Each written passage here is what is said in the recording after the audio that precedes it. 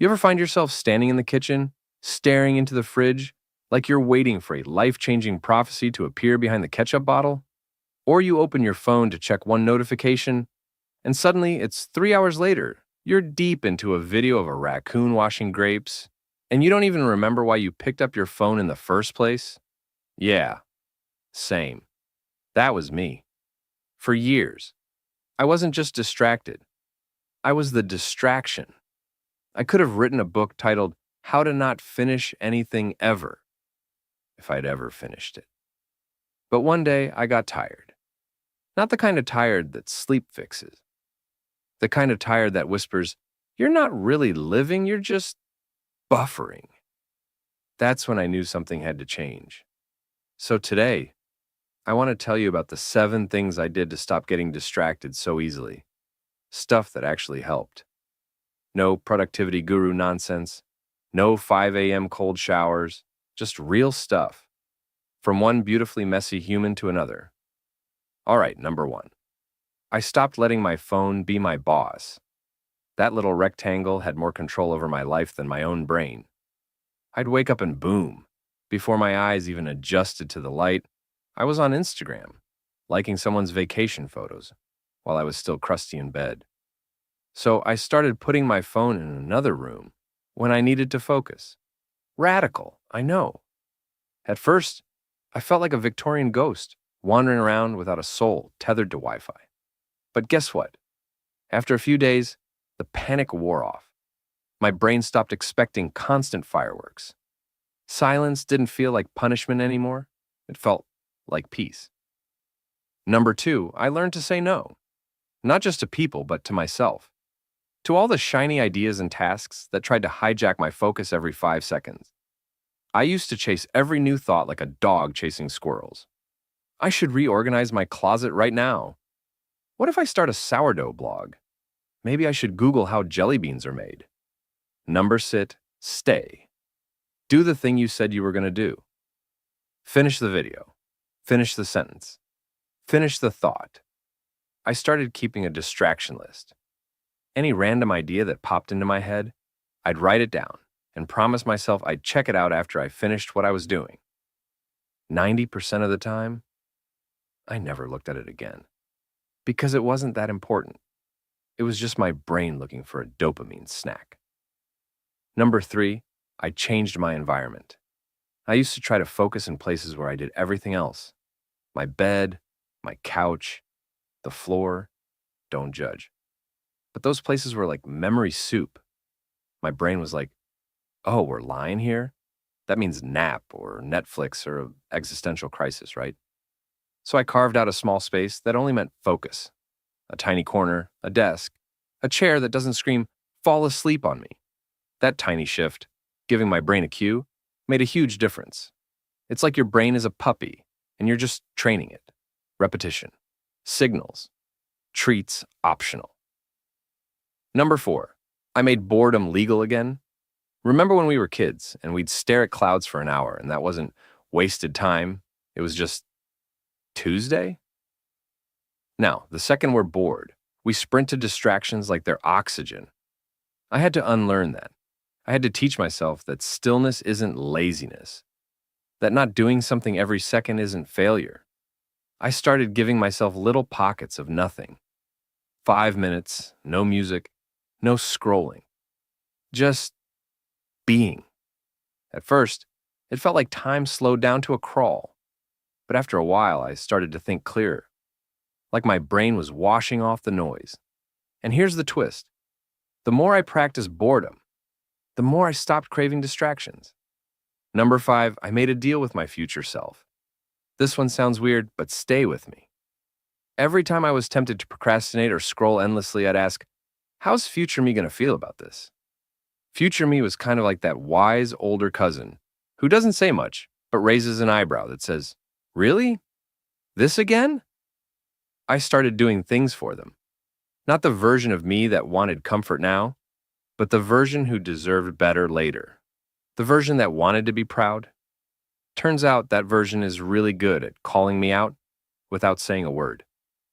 Sometimes I even write little notes to them, like, hey, I know this sucks now, but I'm doing it for you. Sounds cheesy. Works anyway. Number 6, I got real about rest.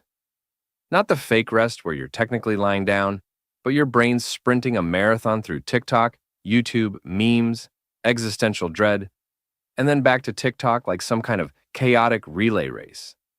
I'm talking about real rest. The kind that makes your bones say, "Ah, thank you." The kind where your nervous system finally stops clenching its fists. It took me a while to even realize there was a difference. For the longest time, I thought zoning out was the same as recharging. I'd sit on the couch, scroll endlessly, binge half a season of something I wasn't even paying attention to.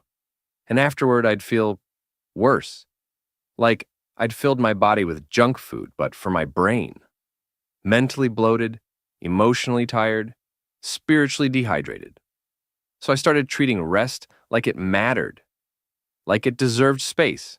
Intentional rest. Soft, gentle, slow moments. I started winding down at night, like I was preparing to meet someone sacred, because I was, myself. I put my phone across the room. I got a stupidly cozy blanket. I dimmed the lights. I made tea. Not because I was trying to be aesthetic, but because I needed to teach my brain, hey, it's safe to stop now.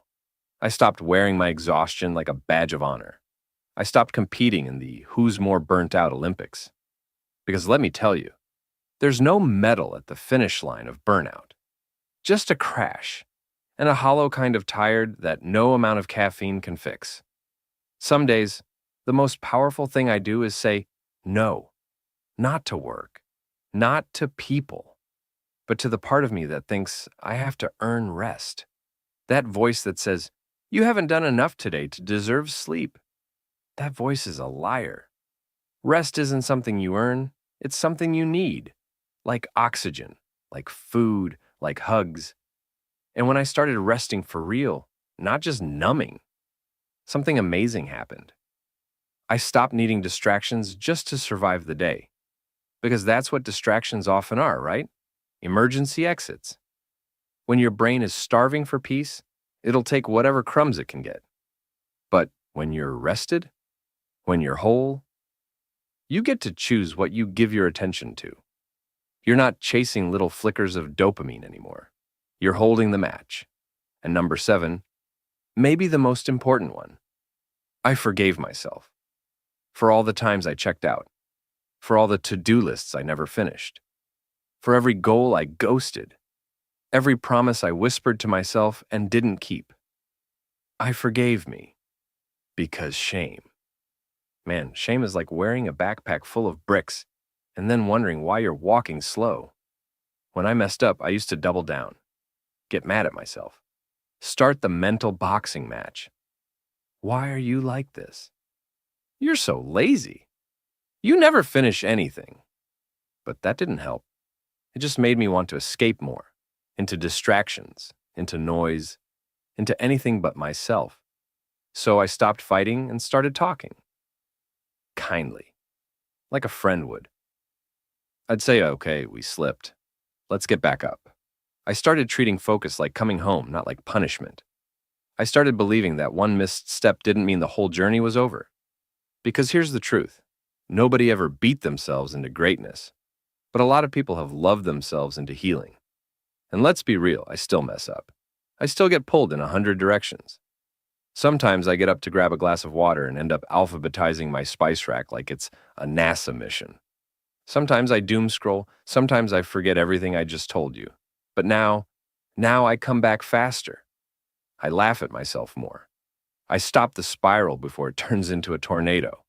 And that, my friend, is what progress looks like. Not a straight line. Not a perfect day. But 1,000 tiny returns. That's the real victory. Not in being perfect, but in choosing to begin again. And before we wrap up, I want to leave you with a story. One that lives in my head rent-free. There was this monk, sweeping leaves every single morning in the courtyard. Over and over. Every day. Same broom, same spot. A young student watched him for weeks, and finally asked, "Master, why do you sweep the courtyard every day if the leaves keep falling?" And the monk, without missing a beat, smiled and said, "Because the leaves keep falling." That's it. That's the whole thing. Life is the falling leaves. Distractions, noise, chaos, they'll always come. But we return, we keep sweeping, we keep coming back. That's the practice, that's the beauty. So if you feel like your brain is a cluttered desktop, or your focus is made of paper mache in a hurricane, let me tell you something. You are not failing. You are not broken. You are human. And this is hard sometimes. But you can always come back. One pause, one breath, one choice at a time. You're not starting over. You're continuing. Bravely, quietly, powerfully. And I'm proud of you for that. And hey, if you made it this far in the video without getting distracted, that's not just proof. That's a miracle in 2025. You did that. You're already doing it. And you don't need to be perfect. You just need to return, again and again. And if no one's told you this today, I will. You've got this. I see you. Now go sweep your leaves.